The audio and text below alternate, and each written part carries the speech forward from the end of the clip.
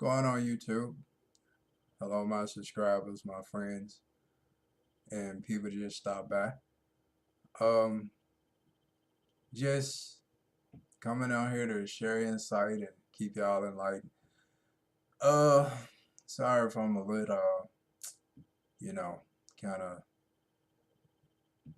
nonchalant right now, cause having a frustrating phone call before I came on here, and I was in such up spirits, but now it's like, uh, I'm like so irritated. But I'm not gonna let that affect me though. It's just wow.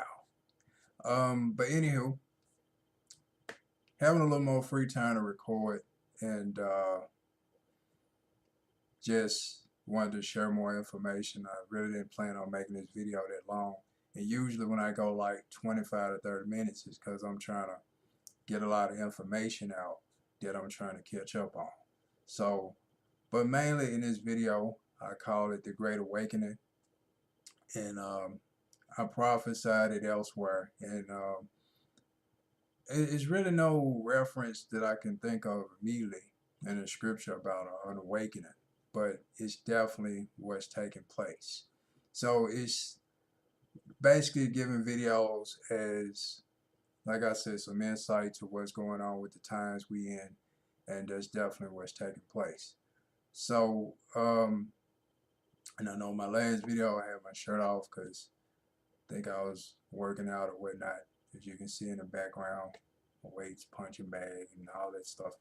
But but yeah, but the times we in, the Great Awakening is is basically a reminder to people of the reality that we in, of this world, and also the importance of righteousness. Like for so long, good has been mocked and made fun of by people that thinking that a person being responsible, being a good, decent person is something that's is nerdy, is geeky, is lame, whatever the case. But these responsible, dependable people who have integrity are successful if they stay committed to it from childhood.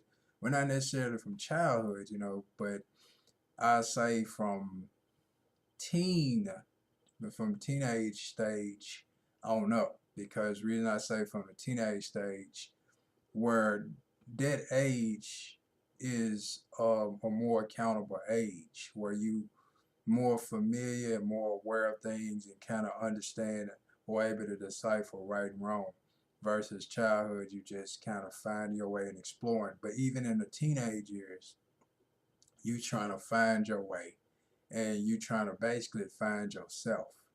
And some achieve it from middle school throughout high school. Some by senior year, they kind of got an ideal of who they want to be and what path they want to pursue. And some, they may find themselves if they go to college and may find who they want to be and what path. And some may not go to college and have to, try to discover who they want to be and what path by not going to college. So we all got our different avenues that we go down in order to try to discover who we are. And the beauty of it is we never can discover who we are fully in one day. It's always a new level of uniqueness about us to be discovered, where you surprise yourself and be like, wow, I never knew I could do this. So that's why it's so important to try and put forth an effort in seeing if you can do something instead of doubting or denouncing it before even trying. It's like, hey, I can't do this. So, well, how do you know if you didn't try? So that's what I mean, you denouncing it before you even make an attempt. So, but but as far as with the Great Awakening, um, yeah, like I said, the things that's going on, the things coming to the surface that is not often talked about but always existed and basically suppressed or swept under the rug. So, with that being said, by these things being swept under the rug and suppressed, it's kind of like a pipe bursting or a leaking pipe, and you putting tape on it, and it's the cliche or the metaphor about pressure makes pipe burst, where it's something that's been going on for quite some time, and finally it explodes, or sweeping some under the rug for so long, and you see the bulge in the carpet, where you see that this is something it's been quite a bit been swept under this rug, because this huge lump is very noticeable. So um but like I said, the times we in, this was what it's all about. It's just a lot of things that's been beneath the surface that people have been unaware of. It's been brought to the surface. So by people encountering injustice, you encountering prejudice and racism, you encountering negativity. The things that was mocked and made fun of is coming in a lot of people's direction. And now they're seeing the importance of good people, like you dealing with a lot of snake fake people.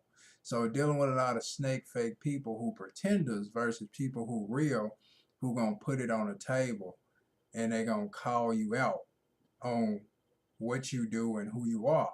While the snake pretenders or whatever, they gonna pretend and act like they like you, but first sign of danger or first sign of opportunity for you to be discredited, or you about to hurt yourself or humiliate yourself, they're not going to forewarn you and say, hey, don't go this way, this going to happen, this going to happen.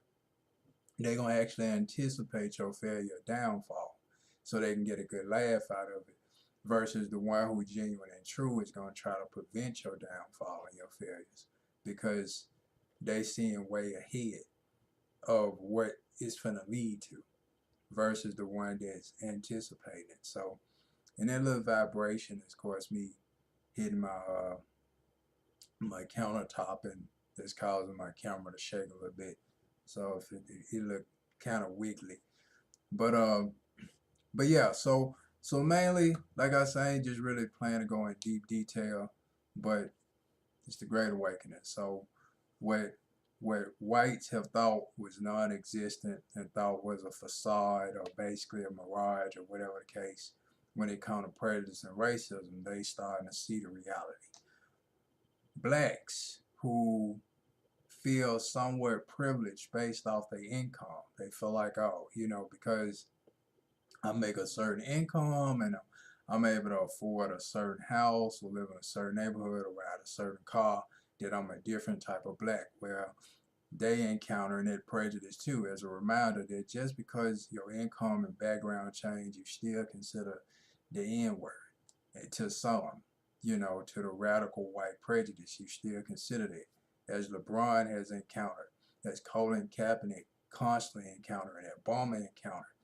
These guys, professional athletes, Obama being a well-educated senator, that he graduated from Harvard, from the Ivy League. So still, no matter how great the credentials of a person in that race, in the black race, you know, to some who is deeply rooted in their hearts, that no matter who you are, what you accomplish, or how well presentable you are, you still an N-word. So that's part of the Great Awakening as well, whereas the blacks that tend to isolate themselves, and like the Tiger Woods and the OJ, I'm not black, I'm OJ, or Tiger Woods, I'm not black, I'm this and this, that, and the third. You still considered the N-word to some. So that's part of that awakening. Like I said, on the flip side of the coin, the undeniable whites, and it ain't prejudice, it ain't racism, this all in their head, and it's something they making up, and they not doing something right. I had my fair share of battles where I know I'm playing by the rules and doing things by the book, and some where it's deeply ingrained in their heart. Yeah, I encountered it, and I know, okay, I know I'm doing what I'm supposed to do, so what's going on here? So leaving no other choice but to believe, and to actually know this is the case. This is not because I'm not doing something right. This is because what ethnicity I am, not my performance, not my education or whatever, but ethnicity. So is necessary, it's needed, and it's opening it up eyes and just as well as hearts to the reality of the world we in. So people can be rebels, and the reason people are rebels towards what's right is because they losers out of life.